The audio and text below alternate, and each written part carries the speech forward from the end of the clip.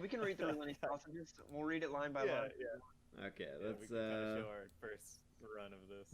right now I have the previous one out. I'm gonna go to Lenny Sausages. So Dylan, what was the inspiration for Lenny Sausages? No, I'm just kidding. Dude, that's a good question. I'm glad you asked, actually. I've been kind of waiting for this question. Just joking. I just go on this whole spiel. Alright, let's... Wrong one.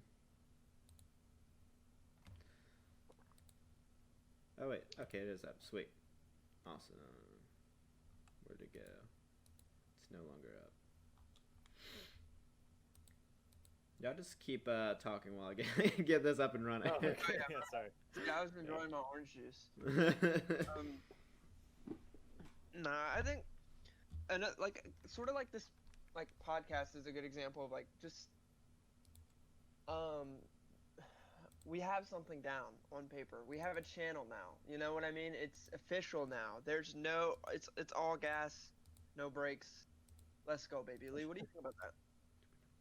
Yeah, I think this we're at kind of. I almost want to call it like the, I don't know, almost like the point of no return for me. Like this is it. Like we got to keep going. Like I think we said it the other day. It's like if we stop, we die. Like got to just keep going because I think this is it. Like this is one. You know. Well, here's my theory. I think we should keep working all on our individual babies. You know, I have my dog house, the manly dog stuff. Lee, I don't really know what personal projects you're really working on at these days. Still got a book, man. Working on that. And Bryson, I think this is his baby. I think this is like wholeheartedly, like we said earlier, he's the tip of the spear, and we're like helping push him up. You know. Although I think we are partially the spear too. Like we help to elevate each of us. Yeah. What? Nothing. Don't worry about it. All right. Okay. Yeah. Yeah, you're right. He's the tip of the spear. we're the shaft behind him. All right, got that up. All right, get it out. Yeah, I don't know. I don't think we should be like entirely like weirdly professional for these podcasts or anything either. I think the more like, just more we act like regular human beings ourselves, I think we'll be fine. Oh, definitely. Yeah. That's why I was kind of worried. I was like, I don't want this to be like too like professional, where we're like structured on script and everything like that. It needs to just like feel like we're just buddies hanging out. I mean, technically we are, you know. It's yeah. So, excuse me. Good. How's it coming over there, Bryson? You got the getting it all set up? We're almost up and running.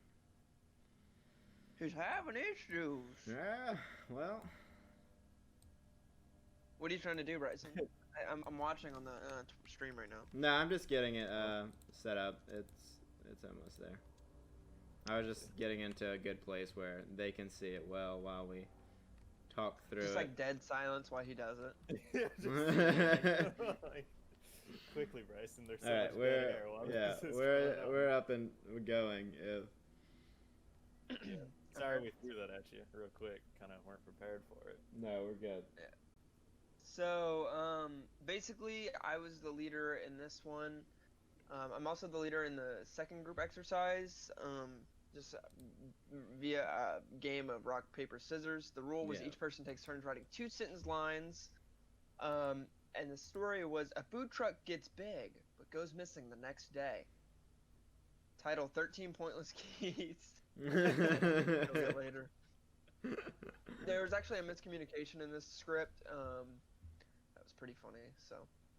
Alright. Wilbur woke up. The spot Wilbur woke up. The spot where the food truck was empty. He had fallen asleep last night.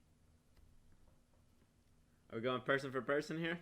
Oh yeah, baby. Let's go. Oh, okay. All the other vendor trucks had gone as well. All the owners lay confused on the cement. Wilbur stood up, reaching into his pocket. He found a key, but to what? His truck key was marked with his initials. So you too, huh? Lenny Sausages, the rival vendor, had come up to him, just as confused. Yeah, this yours? He holds up the key he has. Lenny looks at the key with a shocked face. He seems to know something about the key. I've got one Also, of those too. What? Go for it. What? make sure you guys. I want you guys to. I guess when we get to the next scene, we can break down exactly what happened in the fighting. Yeah. So Yeah, go for it. yeah, Sorry, Lee. No, you're good. I've got one of those keys too. Yours have those tally marks on it. Lenny said, exposing his key, showing it had 3 markings. Looking around and seeing everyone confused, Wilbur was determined to figure out what happened to all the food trucks. Lenny helped him up, pocketing the key for now. As the camera focuses on Wilbur's confused face, it cuts to the night before. The vendors were bustling. Wilbur's Tacos doing the best of all. So essentially, for people who don't know, this is about. While we cut to the next scene, this is about a guy this guy named Wilbur, who has this really big food truck, and everyone's in the group in the food truck area alleyway. I'm gonna call it. Their food trucks went missing. We don't know what happened to the missing food trucks. All we know is his rival Lenny is helping him up, and it's a state of confusion. It's a state of what happened last night. So what we're doing here is we're now cutting to the scene the night before, maybe to give us some more information about exactly what's happening with Lenny and Wilbur and how they're all connected to the missing food trucks. Next. It was it was nearing the end of the night. What is she doing here? He muttered low under his breath. Darlene began to move in slow motion, closing up her food truck parked across the busy taco stand. Darlene begins to walk up to Wilbur's truck. So having a good night, huh? I bet the chicken tacos are doing great, she says with a smug look on her face.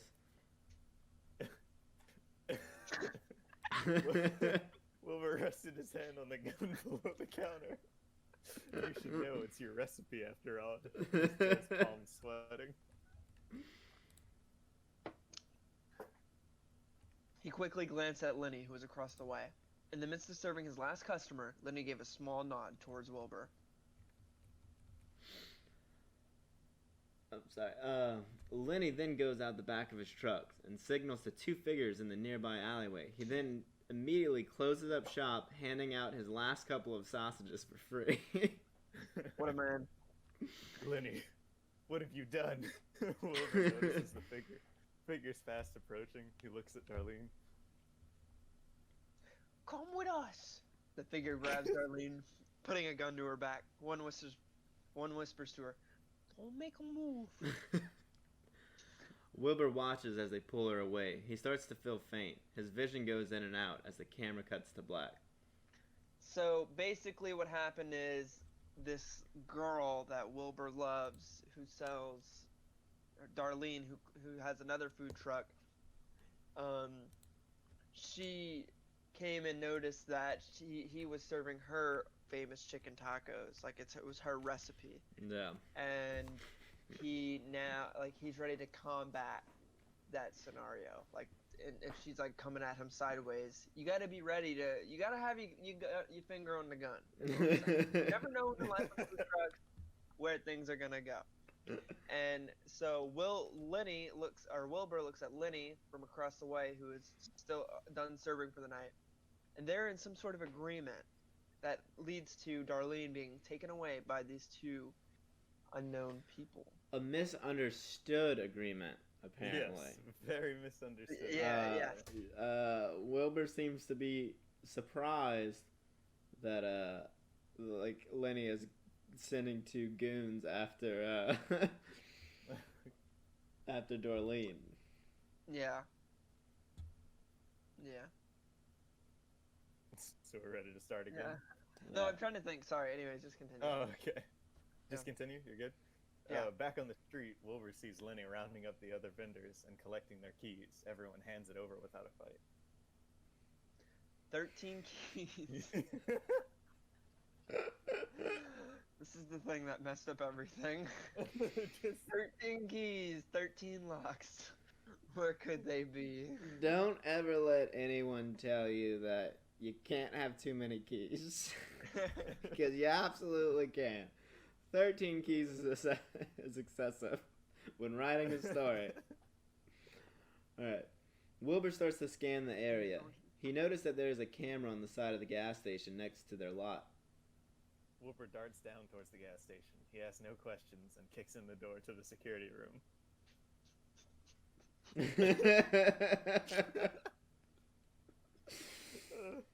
Oh, buddy.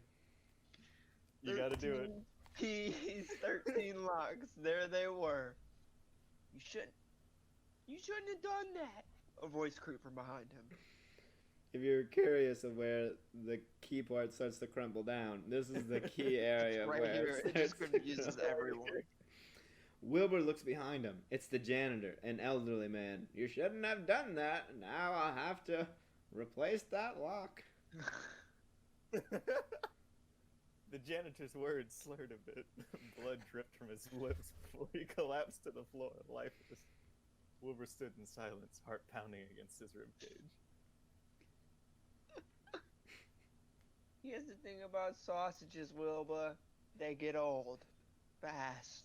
Lenny stood behind the now lifeless old man. As Lenny looks at the body, his gun, and then Wilbur, Darlene walks up and embraces Lenny. Darlene? Wilbur's words stutter. Let me save you the trouble. 651 Harvard Street. Nice seeing you again, Wilbur, she said, turning away. I feel like we can cut out. No, let's just do it. Wilbur reaches for a nearby phone. 651 Harvard Street. The cold steel of the gun touched his stomach. Cut to Wilbur looking at the 13 keys and then looking at the light green door of the house on 651 Harvard Street. The door begins to open as he approaches. This is also whenever we realize that I apparently write all the cutscenes. Oh yeah. So basically, Wilbur, what happened in this scene is Wilbur noticed there was a camera by a gas station. They ran into the back room of the gas station, and there he was supposed to find a thing with 13 locks, but instead he was approached by Lenny and Darlene, and the janitor was murdered, and they told him to go to 651 Harvard Street. The plot thickens. What if Wilbur could have what is it that Wilbur could have done to just make these people mad? All right. Right, me. Come in. I figured this should end where it all began, Darlene said, Lenny sitting on the couch behind her. Wilbur sees the old picture frame, a photo of him, Lenny, and Darlene all posed around a food truck that reads on top. Chicago's finest tacos and sausages. The stand they used to all run together when Wilbur first moved into Chicago. Oh God, here we go. 12 keys lay on the coffee table.